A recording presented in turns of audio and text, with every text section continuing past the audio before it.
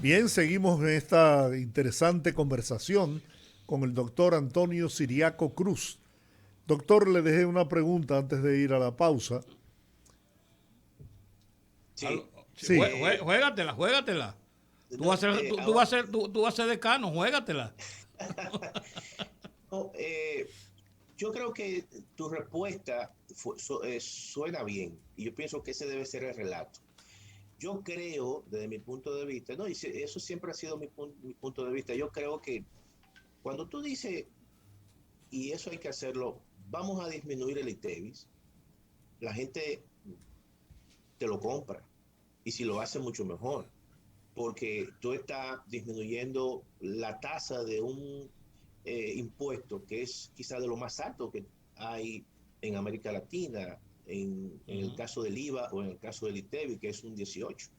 Entonces tú dices, bueno, vamos a bajar la tasa, pero vamos a ampliar la base. Pero la base necesariamente no implica que tú incorpores alimentos.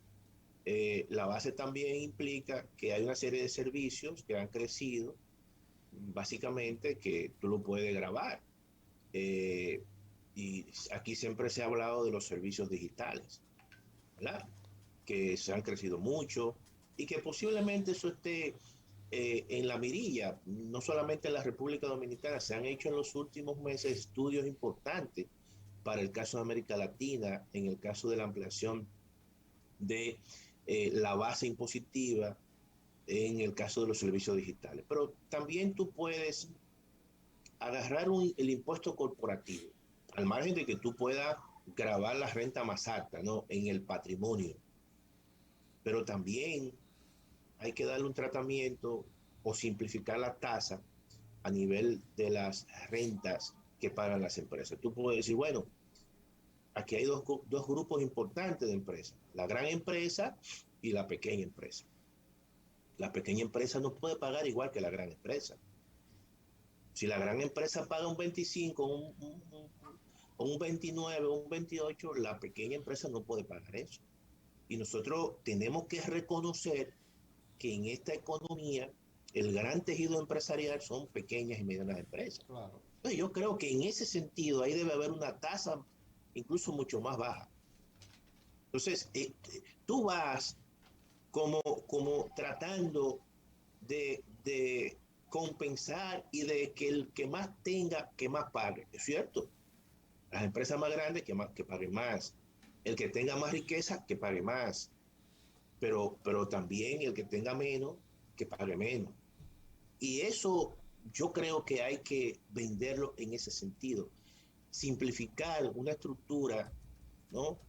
Que tenemos que muchas veces hace que el sistema tributario en la República Dominicana sea un sistema con altos niveles de evasión, con altos niveles de elusión. Y yo creo que eso, en ese sentido, la reforma fiscal o el arreglo fiscal tiene que enfocar sus cañones, enfocar sus metas, enfocar sus objetivos. Claro, pero cuando tú hablas de alimentos y lo vinculas con una imposición o con un impuesto, ya entonces la gente de abajo, que es el que en cierta manera tiene una proporción en su nivel de ingreso, una proporción del gasto de alimentos mucho más grande, no es fácil, aunque sea una tasa reducida.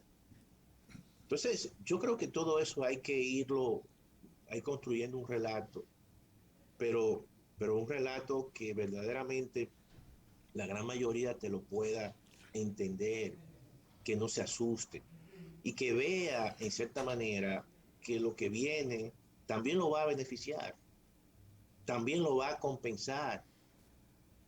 También hay que hablar de bajar tasas, no solamente incremento de impuestos, sino bajar tasas para que la gente diga, pero es verdad, porque yo creo que aquí hay sectores que hay que, como dicen, acomodarle un tanto la carga, que son los sectores de clase media. Eso tú tienes que darle algún elemento compensatorio a un sector así. Entonces, si el sector de clase media es un sector que por su característica compra bienes y servicios que están grabados de ITEVIS, bueno, entonces que se pueda ver compensada con una reducción de la tasa. Todos esos son Sí, elementos que yo creo que hay que eh, observarlo, hay que Mire, presentarlo, uno, hay que traducírselo a la gente, que la gente lo entienda. uno de los pilares de la economía dominicana es el turismo. Sin Claro. embargo, ahí es donde están las grandes exenciones del pago de No, impuestos. no, pero Y no, tenemos ya que no es en el tener turismo, cuidado Jorge. porque si le aplicamos impuestos al sector turístico, podríamos salirnos de competencia. Una competencia feroz, y más en este momento. No, pero Georgie, ya no es en el turismo que están las grandes exenciones. Si bien es cierto que el turismo tiene algunas exenciones, pero mira qué ocurre, Georgie. Yo creo que en esto uno tiene que ser creativo. Por ejemplo, ¿qué turismo, qué zona necesita exenciones? ¿Tú crees que la zona donde más se ha desarrollado el turismo necesita exenciones? A lo mejor no. Ahora, si tú me dices, vamos a desarrollar el polo sur, vamos a seguir desarrollando una parte del polo norte, ¿verdad? La Varera, Nagua, la parte de Samaná, toda esa parte por ahí, Puerto Plata, consolidar. Entonces tú tienes que establecer ahí una diferenciación en términos de los incentivos de los gastos tributarios. Yo pienso que el gasto tributario o el incentivo que tú le das a un inversionista que vaya a Bahía de las Águilas no es el mismo que tú le tienes que dar que se instale en el este. Y pero por Entonces ejemplo, hay que diferenciar esos aspectos. usted sabe los millones de dólares que ha dejado de recibir el Estado Dominicano por concepto de impuestos, por ejemplo, con el aeropuerto de Punta Cana. Y yo le pregunto, ¿y acaso había que darle incentivo para la creación de ese aeropuerto cuando es el de mayor tráfico en la República Dominicana? Sí, ahí mismo, o sea, tú estás respondiendo esa interrogante. Entonces, yo lo que pienso es que los polos que están desarrollados son polos que no, para mí no necesitan incentivos. Hay otros que hay que desarrollar. Y que hay que decir lo siguiente, muchas veces esos mismos capitales se trasladan a los polos menos desarrollados. Y eso hay que hacerlo en ese sentido. Hay que tratar de establecer un proceso de convergencia, ¿verdad?, de sectores y de polos de desarrollo que tengan básicamente las mismas condiciones, pero hay que darle un tratamiento diferenciado. Eso ocurre en la familia. El más grande, lo más probable, no tiene las mismas condiciones y el mismo tratamiento que tiene un recién nacido. Y entonces hay que establecer un proceso de convergencia y de apoyo a esas industrias nacientes, como se dice en economía. Entonces, todo eso hay que revisarlo también en el caso de los gastos tributarios.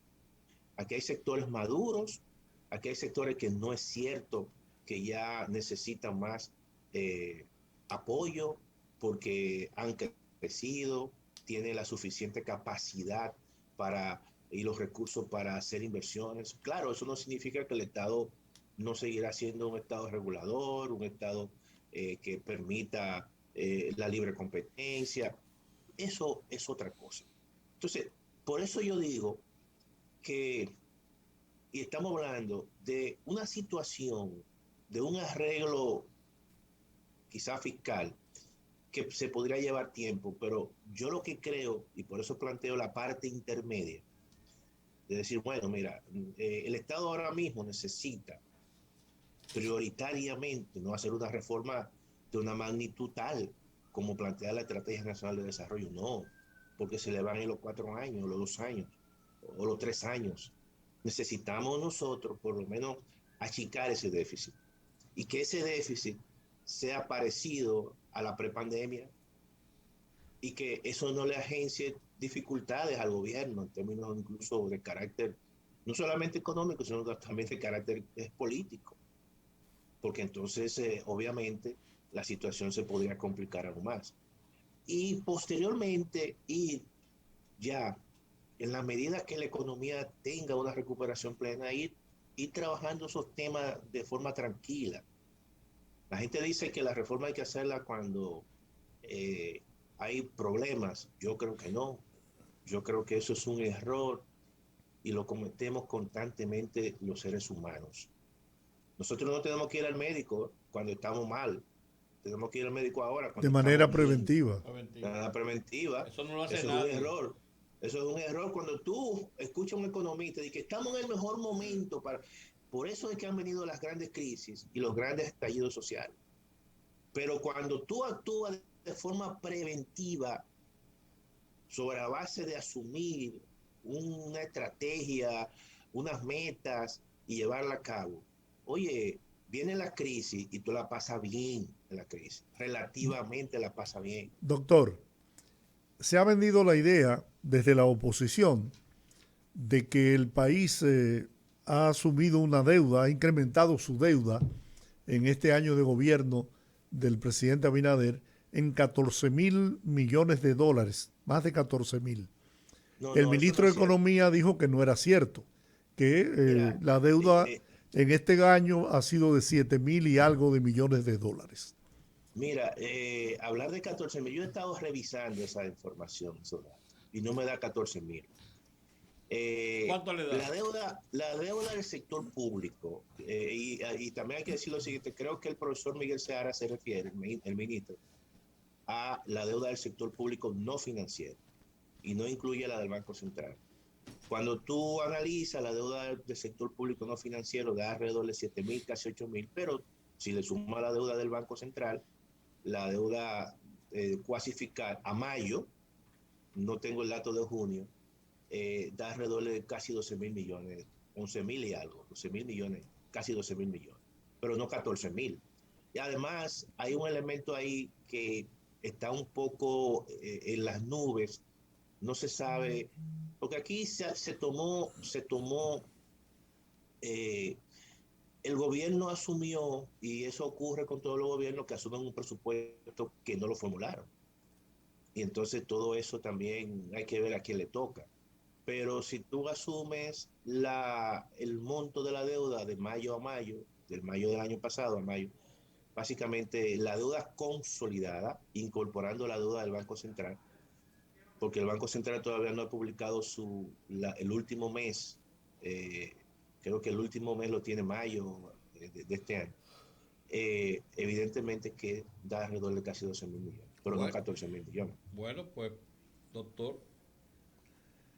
Mire, dijo el presidente en su comparecencia ante el grupo de comunicaciones Corripio que el país tiene suficientes reservas en moneda dura, dólar, que hasta que incluso podría estar muy por debajo de la tasa actual, la tasa de cambio. ¿Qué le parece? A mí me encantaría que bajara más. Yo creo lo siguiente. El gobierno le ha ido muy bien con respecto a las reservas. Déjame decirte lo siguiente. Las reservas del Banco Central sobrepasan los 12.000 millones de dólares. Hay que tomar en consideración que las remesas han jugado un papel importante. El monto de las remesas que se han recibido este año representan básicamente la mitad de las reservas que el Banco Central tiene. Y yo creo que es una buena noticia. Ahora, yo creo que que el tipo de cambio no se va a apreciar más de lo que se ha apreciado.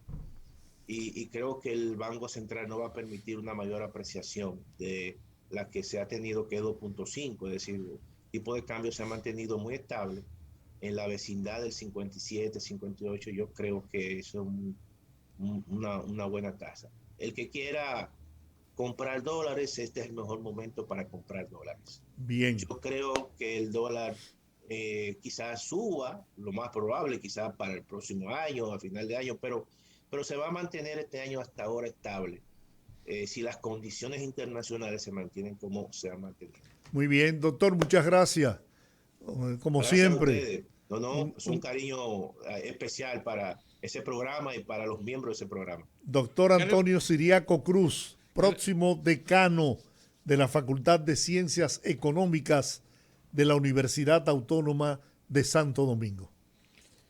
Bien, el gobierno va a entregar bonos de 500 pesos a quienes se apliquen la segunda dosis de la vacuna en la provincia Espaillat. Vamos a abrir los teléfonos, ¿qué les parece? estos últimos 4 minutos que nos quedan.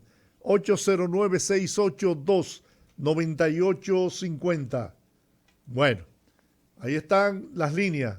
809-682-9850. Bueno, parece que hay problemas. Bueno. No, no hay. Bueno.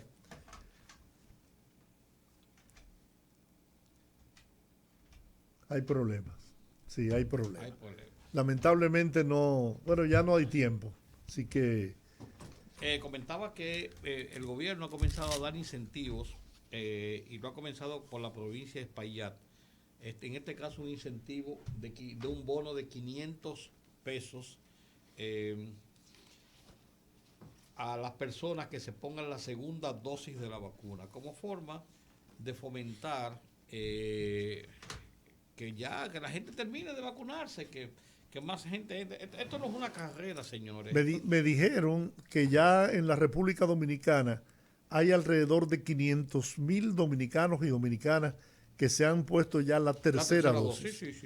de Pfizer. Sí. Pues sí, porque es que es Pfizer la que se están poniendo porque la gran mayoría de nosotros nos inoculamos con Sinovac.